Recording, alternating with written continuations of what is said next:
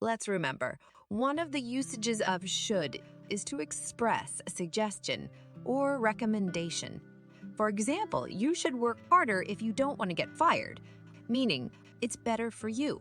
My recommendation for you is to work harder.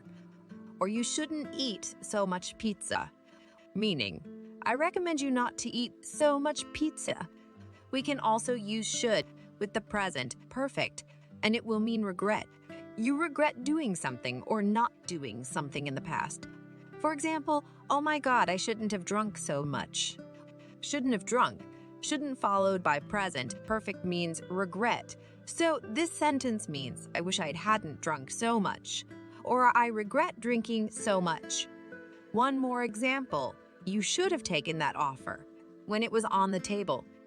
Here, the judge expresses regret that the attorney didn't take the offer he had for him. This sentence means, I regret that you didn't take that offer. Okay, that's it. See you in the next video.